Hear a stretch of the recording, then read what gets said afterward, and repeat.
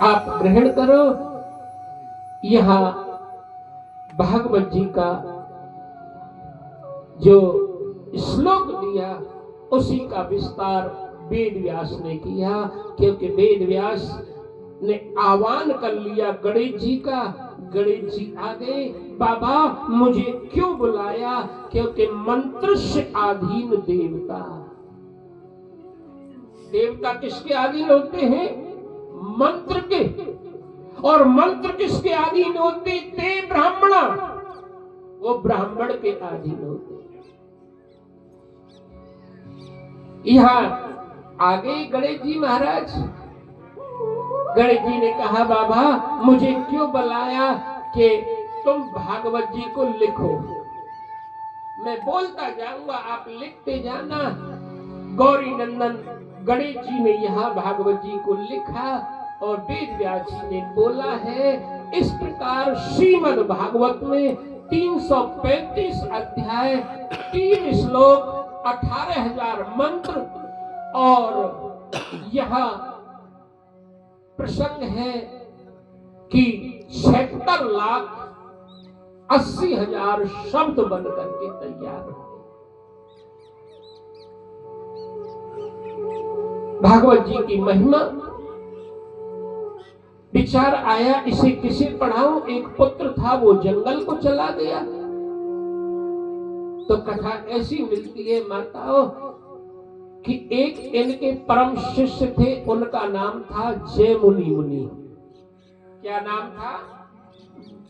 जयमुनि। मीमांसा शास्त्र के प्रवक्ता हुए। जयमुनि मुनि से कहा, बुलाया बेटा, ये मैंने भागवत है,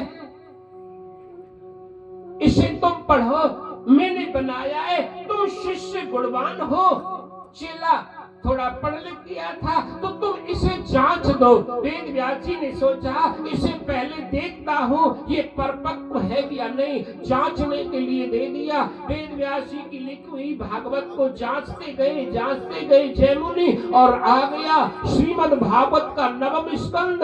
वहाँ राजा ययाति का चरित्र आता है। उसमें लिखा था कि मात्रा स्वस्त्रा द्विहित्रावः ना विवक्ता शनो भवेत् विद्वान् शमपि कर्षति। इंद्रिय बलवान लिखा था कि एकांत में मां को जवान बेटे के साथ नहीं बैठना चाहिए। भागवत जी का श्लोक कहता है, मंत्र कहता है कि एकांत में जवान बहन भाई को नहीं बैठना चाहिए। तीसरा बताया कि एकांत में पिता को जवान पुत्री के साथ नहीं बैठना चाहिए। देखिए भाई,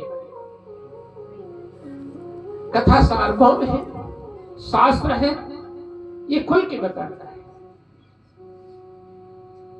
कुछ लोगों पर कुछ नियम लागू होते हैं। अर्जुन ने कहा था, गोविंद आपने ये 700 श्लोक वाली गीता मुझे सुनाई तो मैं बाबा जी बन जाऊं, क्योंकि उसमें महात्माओं की चर्चा भी है। भगवान ने कहा नहीं, तो मैंने तो ये समुद्र से तो रतन निकलते हैं, मैंने गीता सुना करके संसार को ज्ञान दिया है, लेकिन तुझे क्या पकड़ना है? तुझे अपना स्वधर्म पकड़ना है। स्वधर्मे निधनम श्रीहा। तू अपना स्वधर्म पकड़। इसे सुन के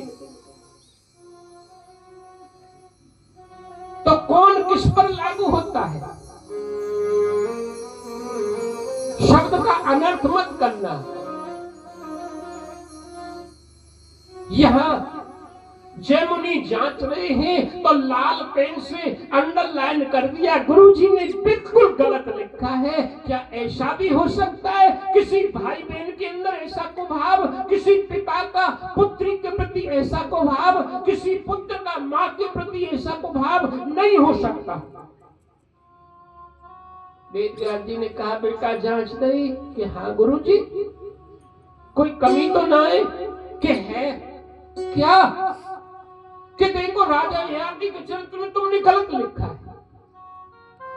वेद व्यास जी ने सोचा ये चेला, अरे मैंने तो लिखा है ये कि आगे कलयुग में ऐसा हो सकता है, ऐसा कलयुग आएगा जिसमें व्यक्ति की बुद्धि भ्रमित हो जाएगी, खान पान दूषित हो जाएंगे, जीवन वासनाग्रस्त हो जाएगा, आंखों में काम छा जाएगा, वासना छा जाएगी, वो अपने अंश को नहीं पहचान पाएगा, ऐसी बुद्धि भ्रमित होगी। मैंने ये आगे कलयुग के लिए लिखा है, लेकिन नहीं, इसकी ही परीक्षा लेता हूं।